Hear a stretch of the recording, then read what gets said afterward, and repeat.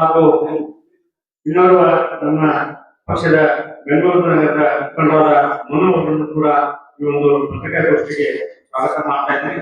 ಈ ಪತ್ರಿಕಾಗೋಷ್ಠಿಯನ್ನ ನಮ್ಮ ವಿಠಲ್ ಬ್ಲಾಕ್ ಕಾಂಗ್ರೆಸ್ನ ಅಧ್ಯಕ್ಷರಾದ ಪತ್ರಿಕಾರರು ನಡೆಸಿಕೊಡ್ಬೇಕು. ಅದೇ ಕಾರಣವಾಗಿ ಹುಲ್ಮೂಲ್ ಬ್ಲಾಕ್ ಕಾಂಗ್ರೆಸ್ನ ಪ್ರಜಾಸಮಿತಿ ಅಧ್ಯಕ್ಷರು ಪತ್ರಿಕೆ ಯೋಜನೆ ಅಧ್ಯಕ್ಷರಾದ ಮುತ್ತಣ್ಣ ಗಲ್ಬಡಿ ಅವರನ್ನು ಕೂಡ ಈ ಒಂದು ಪತ್ರಿಕಾಗೋಷ್ಠಿಗೆ ಸ್ವಾಗತ ಮಾಡ್ತಾ ಇದ್ದೀನಿ. ಧನ್ಯವಾದ. ಎಲ್ಲರಿಗೂ ನಮಸ್ಕಾರ. ಇವತ್ತಿನ ಪತ್ರಿಕಾಗೋಷ್ಠಿ ಕರೆದ ಉದ್ದೇಶ ನಾಳೆ ದಿನ ನಡೆಯಲಿರುವ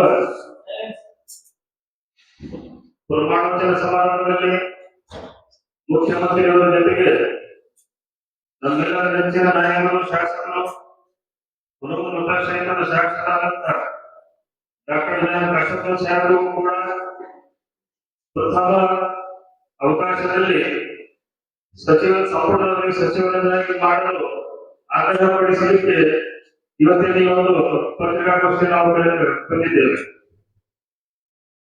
ಪತ್ರಿಕಾ ಮಾಧ್ಯಮದ ಮುಖಾಂತರ ನಮ್ಮ ಪಕ್ಷದ ಹಿರಿಯರಾದಂತಹ ಸನ್ಮಾನ್ಯ ಮಲ್ಲಿಕಾರ್ಜುನ ಖರ್ಗೆ ಸಾಹೇಬರಿಗೆ, ಶ್ರೀ ವೇಣುಗೋಪಾಲ್ ಅವರಿಗೆ, ಶ್ರೀ ಸುರ್ಜೇವಾಲ ಅವರಿಗೆ, ಅದೇ ರೀತಿ ನಮ್ಮ ಅತ್ಯುನ್ನತ ನಾಯಕರಾದಂತಹ ಶ್ರೀ ರಾಹುಲ್ ಗಾಂಧಿ ಅವರಿಗೆ, ಶ್ರೀಮತಿ ಸೋನಿಯಾ ಗಾಂಧಿ ಅವರಿಗೆ ಹಾಗೂ ನಮ್ಮ ರಾಜ್ಯದ ನಾಯಕರಾದಂತಹ ಸನ್ಮಾನ್ಯ ಸಿದ್ದರಾಮಯ್ಯ ಸಾಹೇಬರಿಗೆ ಹಾಗೂ ಶ್ರೀ ಡಿ.ಕೆ.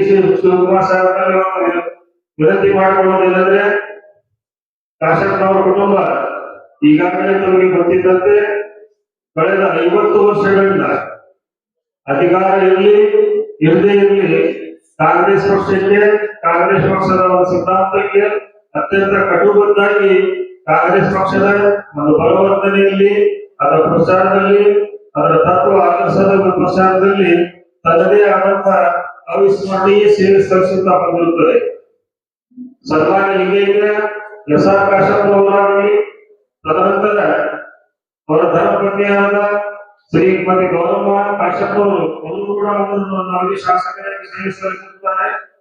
ಮುಂದೆ ಬರೆದು ಅವರ ಮಗನಾದ ಈಗಿನ ಹಾಲಿ ಶಾಸಕರಾದಂತ ಡಾಕ್ಟರ್ ವಿಜಯ್ ಕಾಶಪ್ಪ ಸಾಹೇಬರು ಕೂಡ 2 ಅವಧಿಗೆ ಶಾಸಕರಾಗಿ ಮತ್ತು ಕರ್ನಾಟಕ ವೀರಶೈವ ಲಿಂಗಾಯತ ಅಭಿವೃದ್ಧಿ ನಿಗಮದ ಅಧ್ಯಕ್ಷರಾಗಿ ಅನನ್ಯ ಸೇವೆಯನ್ನು ಸಲ್ಲಿಸುತ್ತಿರುವ ಎಲ್ಲರಿಗೆ ಗೊತ್ತಿರುತ್ತದೆ.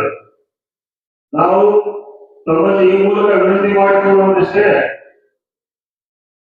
ಯುವಕರು ಅತ್ಯಂತ ಕ್ರಿಯಾಶೀಲರು, ವಿಶೇಷವಾಗಿ ಗಾಂಧಿ ಪರಿವಾರಕ್ಕೆ, ಕಾಂಗ್ರೆಸ್ ಸಿದ್ಧಾಂತಕ್ಕೆ, ಕಾಂಗ್ರೆಸ್ ಹೈಕಮಾಂಡಿಗೆ, ಕರ್ನಾಟಕದ ಹೈಕಮಾಂಡಿಗೆ ಅತ್ಯಂತ ನಿಷ್ಠೆಯಿಂದ ಮತ್ತು ಅತ್ಯಂತ ಒಂದು ಕ್ರಿಯಾಶೀಲತೆಯಿಂದ ಕಳೆದ 50 ವರ್ಷಗಳಿಂದ ಈ ಒಂದು ಕುಟುಂಬ ಈ ಪಕ್ಷಕ್ಕೆ ತನ್ನದೇ ಆದ ಸೇವೆ ಸಲ್ಲಿಸುತ್ತದೆ.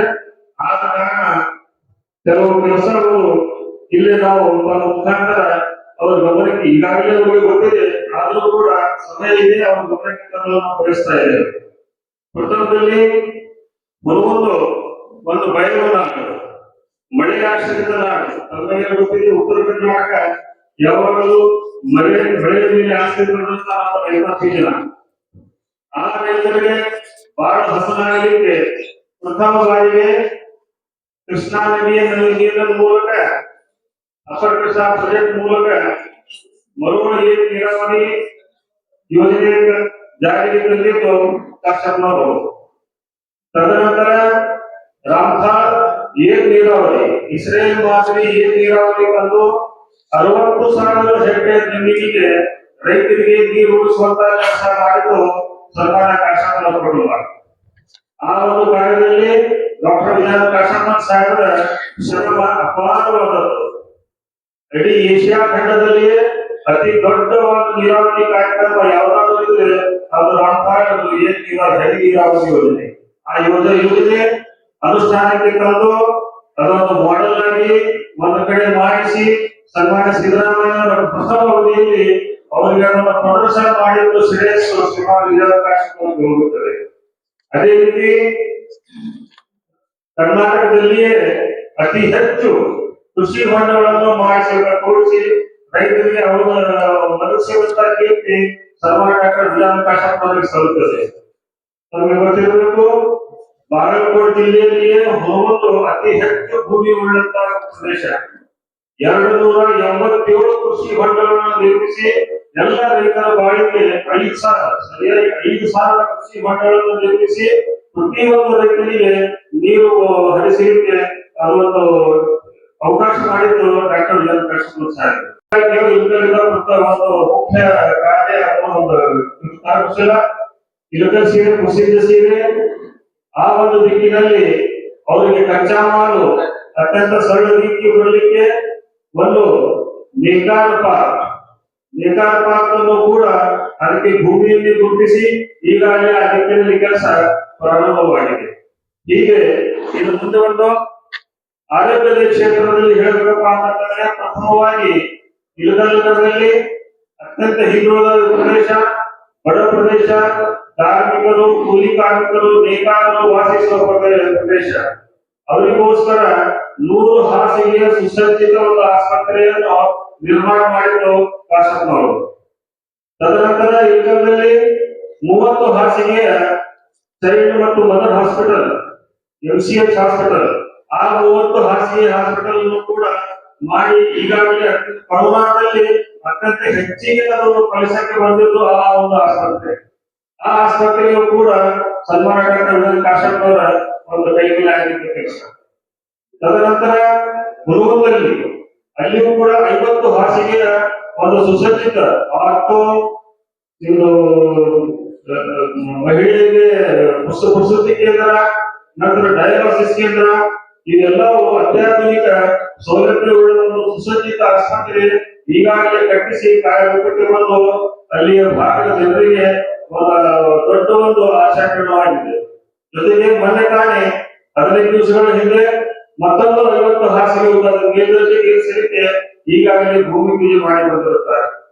ಜೊತೆಗೆ ಗ್ರಾಮೀಣ ಭಾಗದಲ್ಲಿ ಪ್ರಾಥಮಿಕ ಆರೋಗ್ಯ ಕೇಂದ್ರಗಳು ಪ್ರತಿ ತಾಲೂಕಾ ಪಂಚಾಯತಿ, ಗ್ರಾಮ ಪಂಚಾಯತಿ, ಜಿಲ್ಲಾ ಪಂಚಾಯತಿ ವ್ಯಾಪ್ತಿಯಲ್ಲಿ ಅಲ್ಲಿಯ ಸಮಸ್ಯೆ, ಅಲ್ಲಿಯ ಬೇಡಿಕೆಗೆ ಅನುಗುಣವಾಗಿ ಎಲ್ಲಾ ಕಡೆ ಆರೋಗ್ಯ ಕೇಂದ್ರಗಳನ್ನು ಸ್ಥಾಪಿಸಿದ ಕೀರ್ತಿ ಸನ್ಮಾನ್ಯ ಡಾಕ್ಟರ್ ವಿಜಯ ಕಾಶಪ್ಪನವರಿಗೆ ಸೇರುತ್ತದೆ.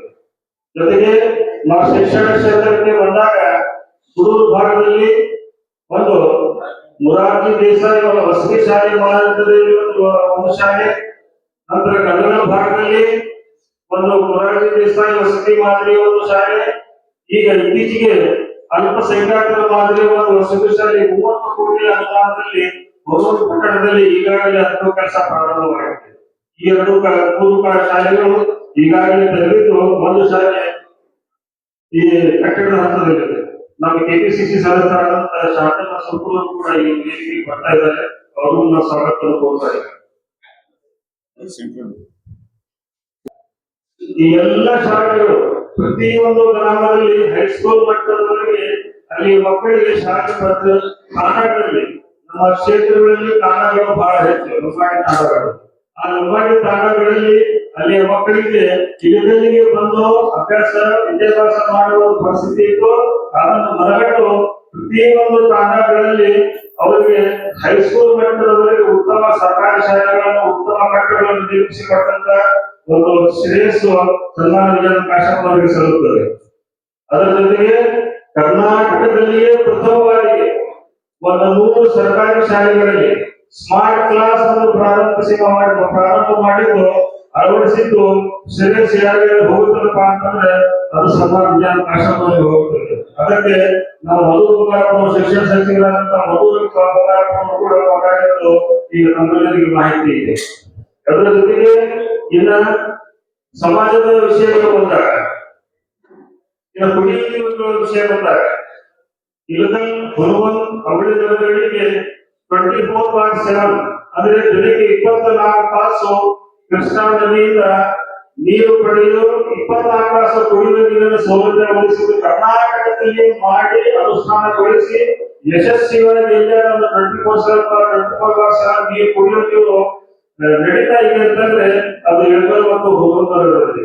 ಅದರದೇ ಮುಂದುವರೆದ ಭಾಗವಾಗಿ ಈಗ ಗುಡೂರು ನಾಗೂರು ಅಲ್ಲಿ ಒಂದು 55 ಹಳ್ಳಿಗಳಿಗೆ ಕುಡಿಯುವ ನೀರು ಈಗಾಗಲೇ ಕೃಷ್ಣಾ ನದಿ ಮುಖಾಂತರ ಅದು ಕೆಲಸ ಕೂಡ 55 ಕೋಟಿ ರೂಪಾಯಿದಲ್ಲಿ ಆ ಕೆಲಸ ಕೂಡ ಈಗಾಗಲೇ ಚಾಲೂ ಇದೆ.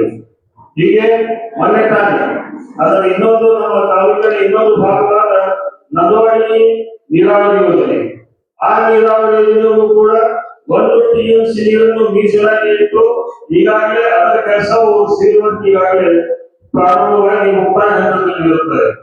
ಹೀಗೆ ನೀರಾವರಿ ಭಾಗದಲ್ಲಿ, ಶಿಕ್ಷಣ ಭಾಗದಲ್ಲಿ, ಉದ್ಯೋಗದ ಭಾಗದಲ್ಲಿ, ಆರೋಗ್ಯ ವಿಭಾಗದಲ್ಲಿ, ಶಿಕ್ಷಣ ವಿಭಾಗದಲ್ಲಿ, ಇನ್ನು ಎಲ್ಲಾ ಸಮಾಜದ ಮೂಲಭೂತ ಸೌಕರ್ಯಗಳ ಪ್ರತಿಯೊಂದು ಅದು ರಸ್ತೆಗಳಾಗಲಿ, ಗ್ರಾಮೀಣ ಭಾಗದ ರಸ್ತೆಗಳಾಗಲಿ ತಾವನ್ನು ನೋಡಬಹುದು. ಮಾರ್ಗವಿಕ ಸುಸಜ್ಜಿತ ರಸ್ತೆಗಳ ನಿರ್ಮಾಣ ಇವೆಲ್ಲವೂ ಅತ್ಯುತ್ತಮವಾಗಿ ನಮ್ಮ ಒಂದು ಬರಪೀಡಿತ ಹಿಂದುಳಿದ ಹಣೆಬರ ಕಟ್ಟಿಕೊಂಡ ತಾಲೂಕಿಗೆ ಮಾಡಿದ ಕೀರ್ತಿ ಸಮಾಜದ ಅವಕಾಶವನ್ನು ಸಲ್ಲುತ್ತದೆ.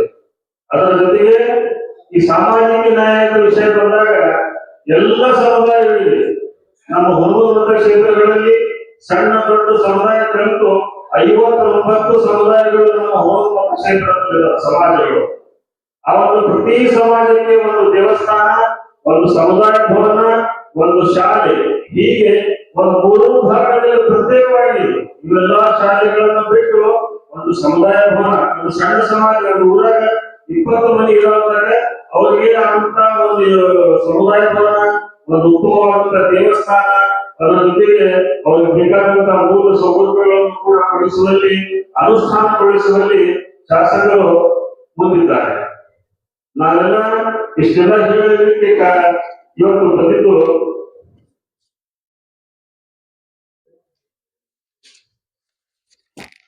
ಈ ಮುಂದಿನ ದಿನಗಳಲ್ಲಿ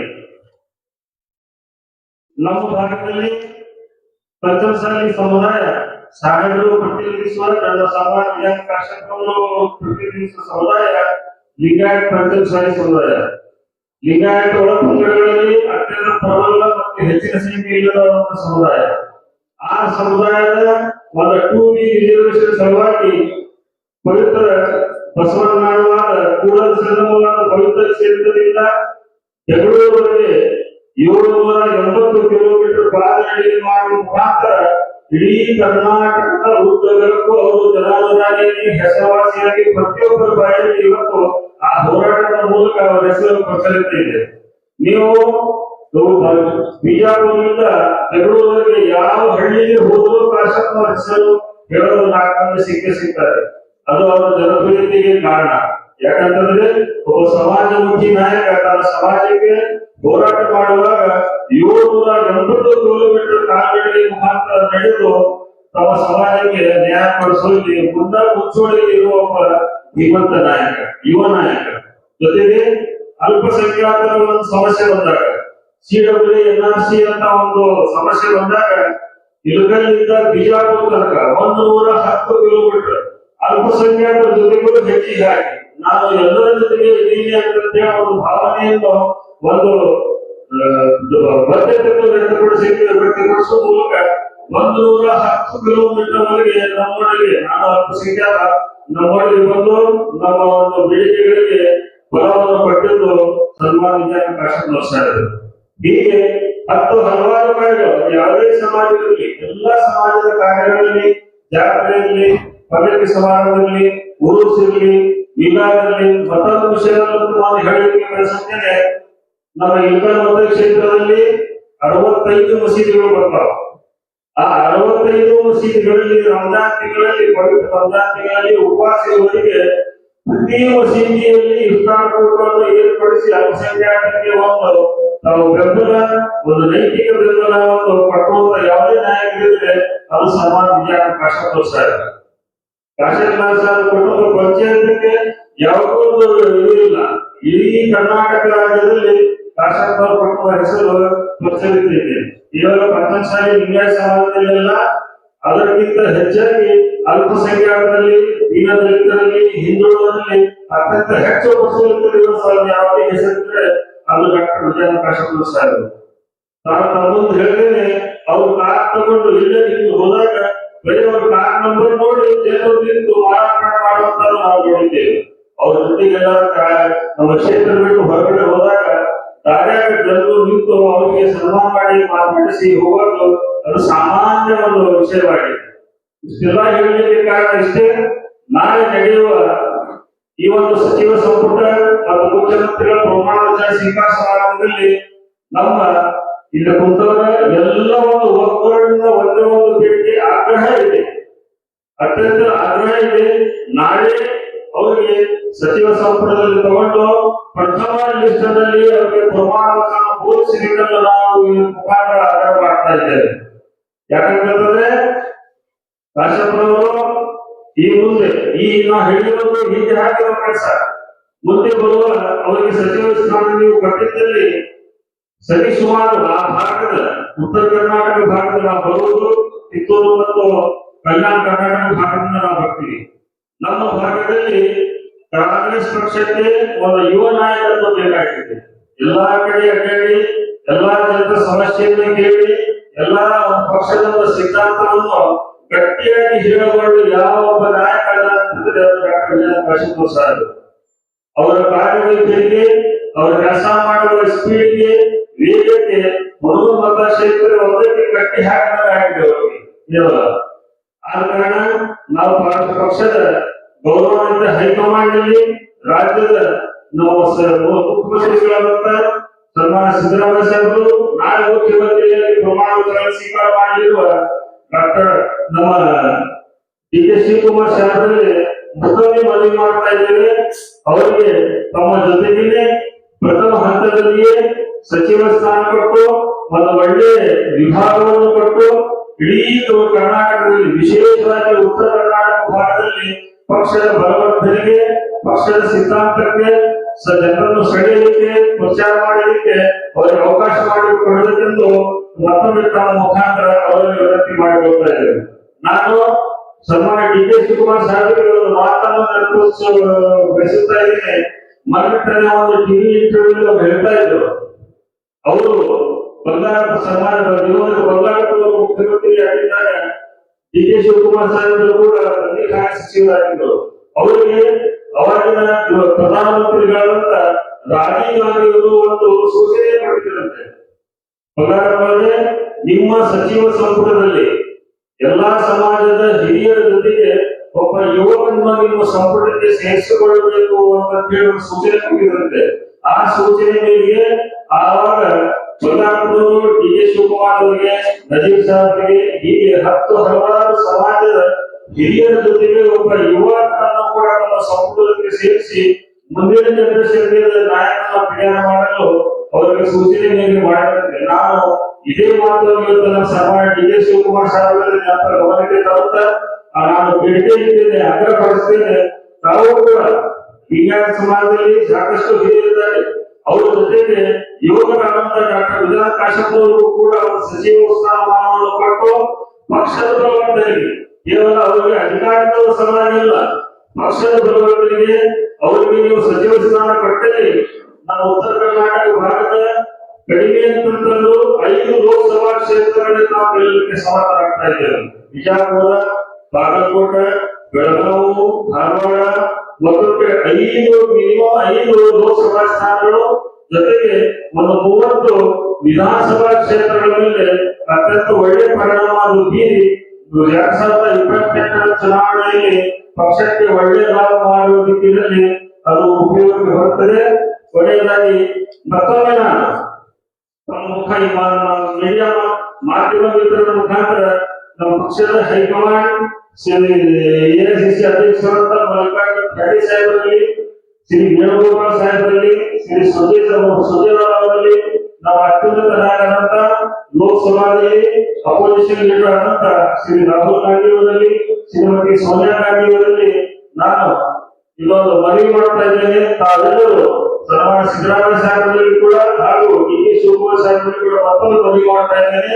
ನಾವು ಇಲ್ಲಿವರೆಗೆ ಹೇಳುವಂತ ಎಲ್ಲ ಅಂಶಗಳು ಇನ್ನೂ ಸಾಕಷ್ಟು ಹೇಳಲಿದೆ. ಇದು ಪತ್ರಿಕಾಗೋಷ್ಠಿ ಇಲ್ಲ, ಇನ್ನೂ ಸಾಕಷ್ಟು ಅಂಶಗಳು ಹೇಳಲಿದೆ. ಈ ಪತ್ರಿಕೆಗಳನ್ನು ನಾವು ಕೊಡ್ತಾ ಇದ್ದೇವೆ. ತಾವೆಲ್ಲವನ್ನು ಗಮನಿಸಿ ಪಕ್ಷದ ಫ್ಯೂಚರ್ ಕೂಡ ಮುಂಬರುವ ದಿನಗಳನ್ನು ಪಕ್ಷದ ಒಂದು ಉದ್ಧಾರಕ್ಕಾಗಿ ಪಕ್ಷದ ಬಲವರ್ಧನೆಗೆ ಎಲ್ಲ ಸಮುದಾಯಗಳನ್ನು ತಮ್ಮೊಳಗೆ ಒಯ್ಯುವಂತ ಯಾವುದರ ನಾಯಕ ಉತ್ತರ ಕರ್ನಾಟಕದ ಯುವ ನಾಯಕರಿದ್ದಾರೆ ಅದು ಸಾಮಾನ್ಯ ಡಾಕ್ಟರ್ ಕೃಷ್ಣ ಸಾಹೇಬರು ಅವರಿಗೆ ಸಚಿವ ಸ್ಥಾನಮಾನ ಕೊಟ್ಟು ನಾಳೆ ನಿಮ್ಮ ಜೊತೆಗೆ ಅವರಿಗೆ ಕೂಡ ಪ್ರಮಾಣ ವಚನವನ್ನು ಸ್ವೀಕಾರ ಮಾಡುವ ಅವಕಾಶ ಮಾಡಿಕೊಡ್ತೀವಿ ಎಂದು ನಾವು ನಂಬಿದ್ದೇವೆ.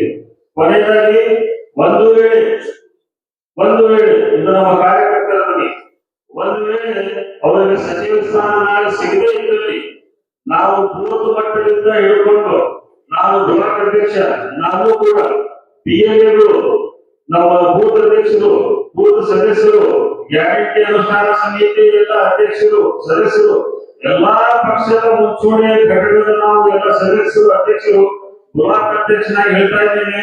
ನಾವು ಅವರಿಗೆ ನಾಳೆ ನೀವು ಸಚಿವ ಸ್ಥಾನ ಪಡೆದಿದ್ದಲ್ಲಿ ನಾವು ಸಾಮೂಹಿಕ ರಾಜೀನಾಮೆಗೆ ನಾವು ಸಿದ್ಧರಿದ್ದೇವೆ ಅನ್ನೋ ಒಂದು ತಮಗೆ ನಾವು ಎಚ್ಚರಿಕೆ ಕೊಡ್ತಾ ಇದ್ದೇವೆ.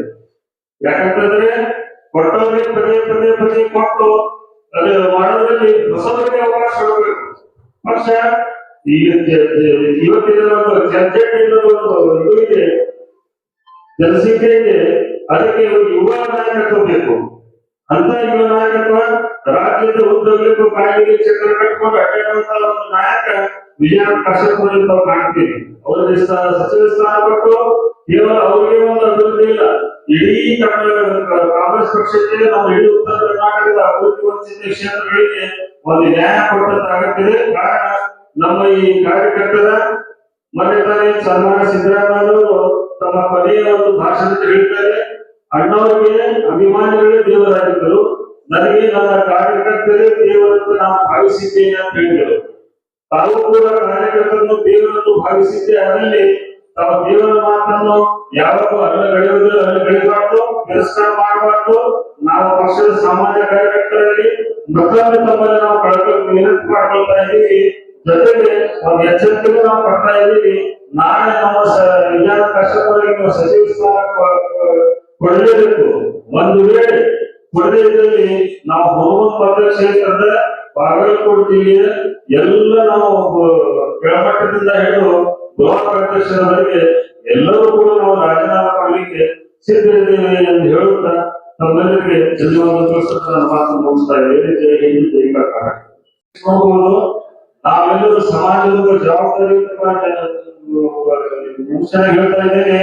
ವ್ಯಕ್ತಿಯಾಗಿ ನಾವು 28ರ ವಿಧಾನಸಭಾ ಚುನಾವಣೆಯನ್ನು ಬಹಿಷ್ಕಾರ ಮಾಡ್ತೀವಿ ಕಾಂಗ್ರೆಸ್ ಪಕ್ಷಕ್ಕೆ. ಅಕಸ್ಮಾತ್ತಾಗಿ ನೀವು ನಮ್ಮ ಪಕ್ಷ ನಮ್ಮ ವಿಧಾನ ಕಷ್ಟಪಡಿ ಸಾರಿಗೆ ಸಚಿವ ಸ್ಥಾನ ಕೊಡದೇ ಹೋದಲ್ಲಿ ನಾವು 2028ರ ಚುನಾವಣೆಯನ್ನು ಅಲ್ಪಸಂಖ್ಯಾತರು ಕಾಂಗ್ರೆಸ್ ಪಕ್ಷಕ್ಕೆ ಬಹಿಷ್ಕಾರ ಹಾಕ್ತೀವಿ ಅನ್ನೋ ಒಂದು ಎಚ್ಚರಿಕೆಯನ್ನು ಕೊಡ್ತಾ ಇದ್ದೇನೆ.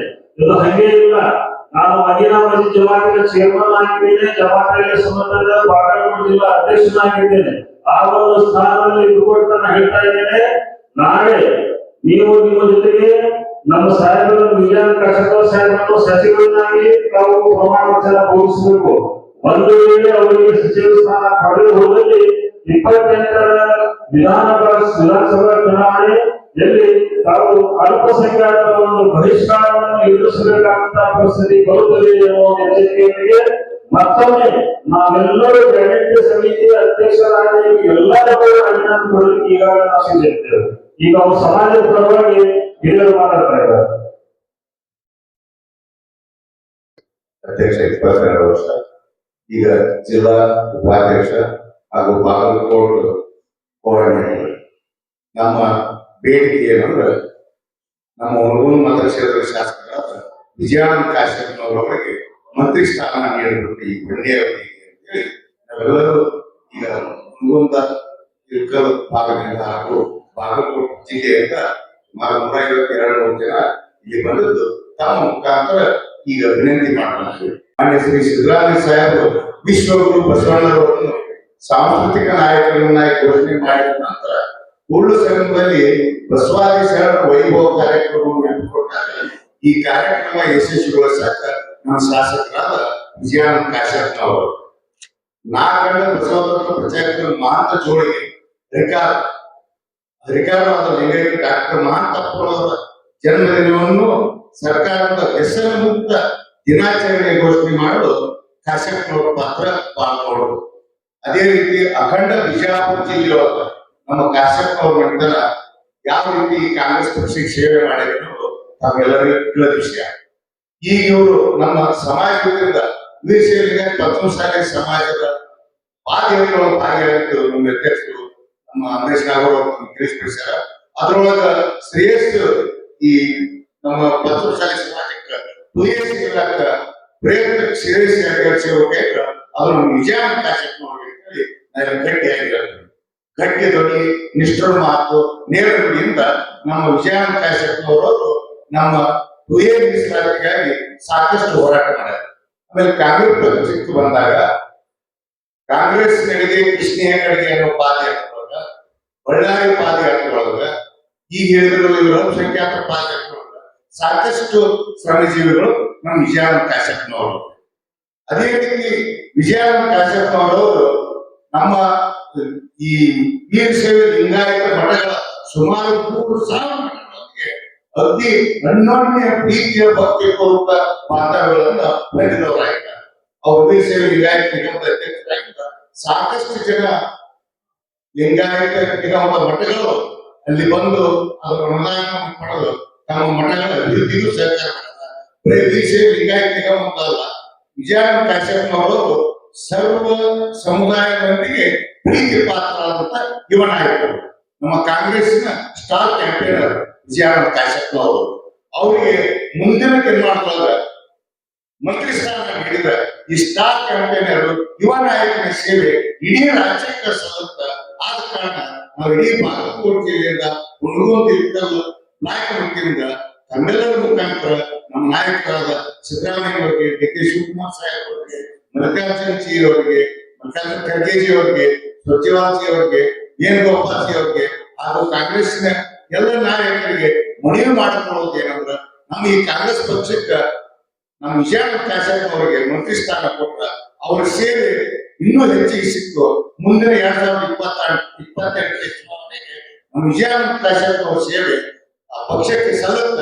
ಆದ ಕಾರಣ ಕೈ ಮುಗಿದು ನಾವು ತಮ್ಮ ಮಾಧ್ಯಮದ ಮುಖಾಂತರ ನಮ್ಮ ನಾಯಕರಲ್ಲಿ ವಿನಂತಿ, ವಿಜಯಾನಂದ ಕಾಶ್ಯಪ್ ಅವರಿಗೆ ಈ ಸಲ ಮಂತ್ರಿ ಸ್ಥಾನ ನೀಡಬೇಕೆಂದು ತಮ್ಮ ಮೂಲಕ ವಿನಿಸಿಕೊಳ್ಳುತ್ತೇವೆ.